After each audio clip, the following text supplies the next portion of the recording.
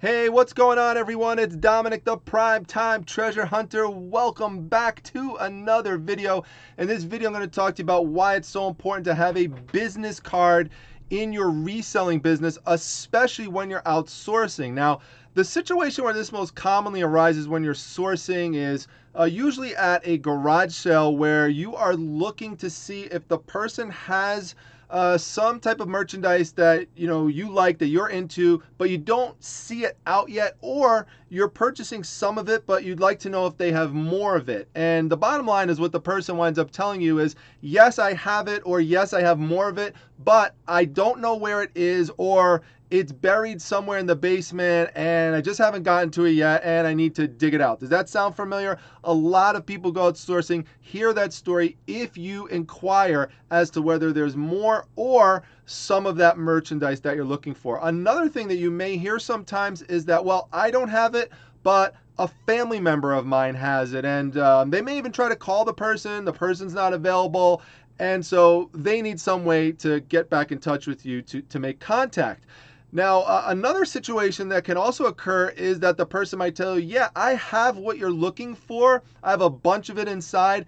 I'm just not ready to sell it yet. I haven't priced it all out yet. Some of it I'd want to sell, some of it I don't. So once I sort through it, or once I psychologically get to the point that I'm ready to part with it, then yeah, I'll give you a call. So bottom line, in all those situations, the person's not immediately ready or prepared to sell this stuff, and they need a way to get back in touch with you. So what normally happens if you don't have a business card is you go around and you're scrambling for some, random piece of paper somewhere, and you write it on the back of something, or, maybe you write it on like a little Post-it note like this. That would be common. And what happens with these Post-it notes and these random pieces of paper is they just wind up usually getting lost or tossed away. They just, kind of wind up becoming almost like pieces of garbage, or like little annoyances. They don't look professional. They're just kind of scrambled like this. Like I'll show you it in in a bigger form. I mean, this is very common in terms of what it would look like. So there's really no professionalism to that. It's kind of messy. I mean, but that's what it's going to look like if you're not prepared with a business card. With a business card, which I will show you right here, this is going to come across much, much more professional. I want to take you through the anatomy of the business card. If you're thinking of designing one, how you should set it up. I've had a bunch of people ask me to do this video, which is why I'm doing it, although I've wanted to do this for a while, and also talk to you about how to structure and set up the card, because I get questions like that as well. Some people actually send me their business cards. They ask me to comment on it.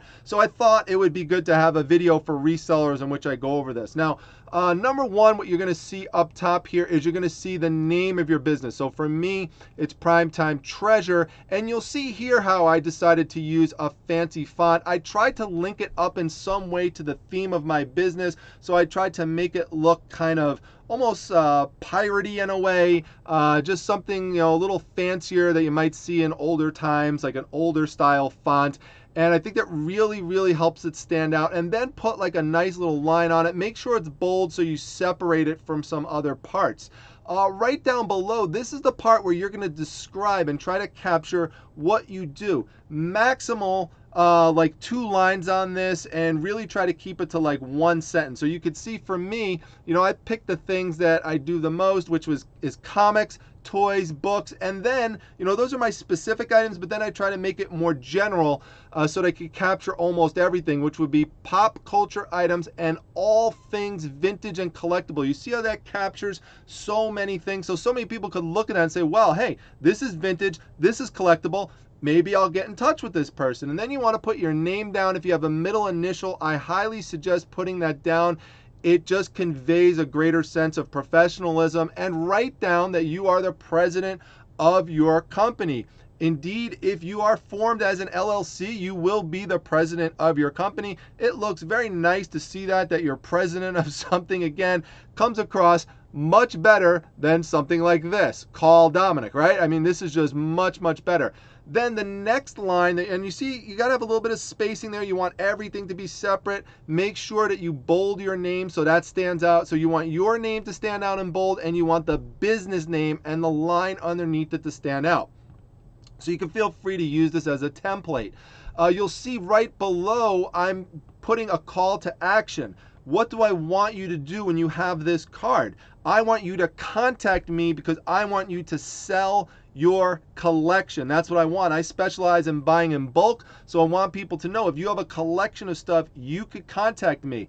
The next thing I want to put down is what area do I serve? Well, I primarily serve the Syracuse area, but I also want people to know if they're outside of Syracuse that I will also be willing to make a deal depending on the situation, which is why I write beyond. And you can see here how everything is nice and flush. Just try to keep everything as streamlined as possible and as even as you possibly can. Now you see an area here that's blacked out.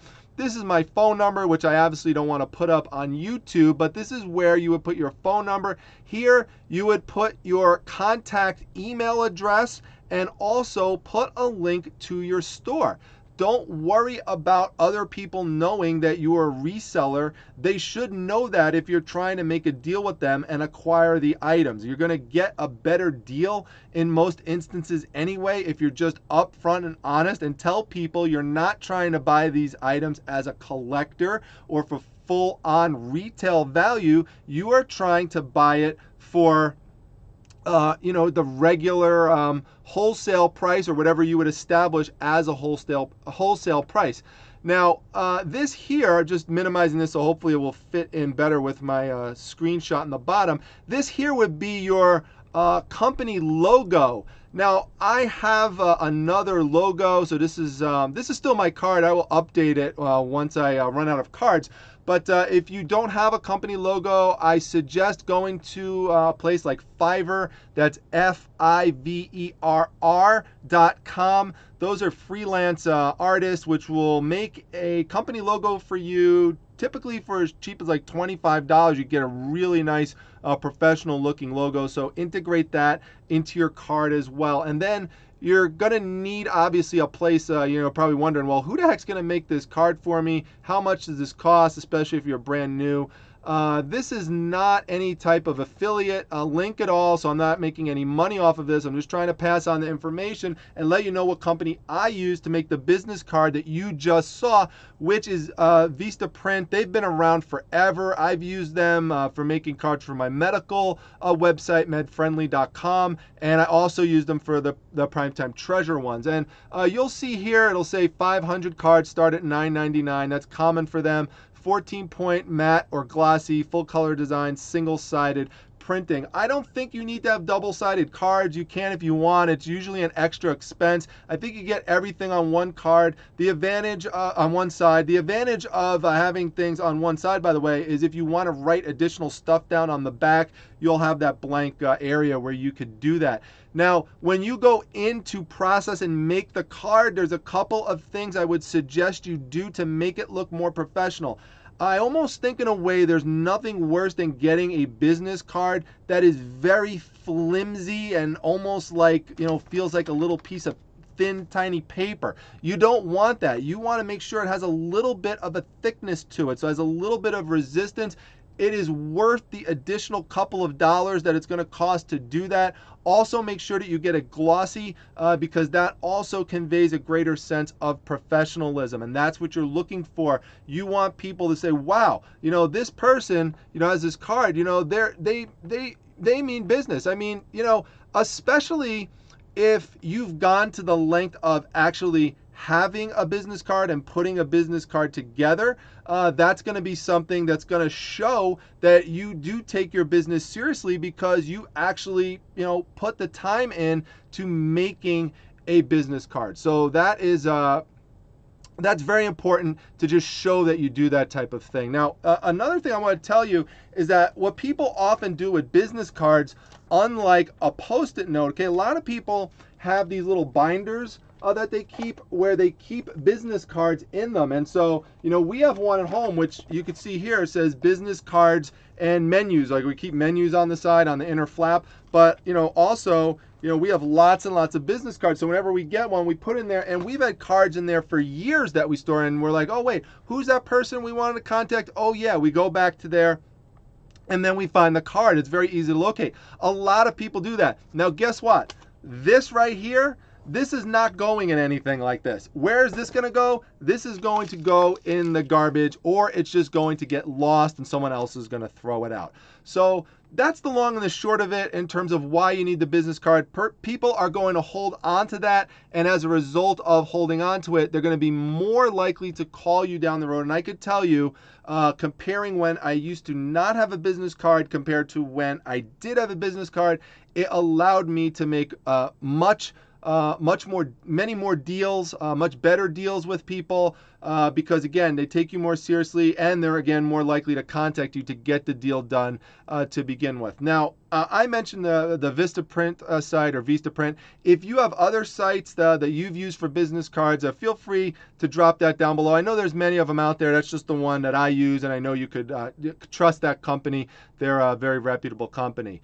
If you have any other tips and pointers, feel free to leave those down below. I always learn a lot from the things that all of you put down there, so I appreciate all the activity and all the comments down in the feed. I hope that you enjoyed the video. If you got something out of it, make sure you hit the like button, share it with somebody else, get some more friends to join up into the Primetime Treasure Hunter family. I'd like to keep seeing the subscriber count as we inch our way up to 7,000 subscribers. Make sure you come to the Facebook Reselling Resource Center. That's my Facebook group if you don't know about it. We just went over 10,000 members recently, so going really strong. A lot of seller support events going on there. So if you're not in there, you are missing out, and you are definitely missing out on a chance to make money. Does not cost anything to be a member of the group. Other things are just make sure that you follow me on Instagram. That's at prime_time_treasure, and I look forward to seeing you all at the next video. No sourcing this weekend. I actually took a rare weekend off to spend some time with family and get some listings done, but I expect that I'll be back at it next week. So with that, I'll see you all during some more videos during the week, and see you elsewhere on social media. Take care, everyone.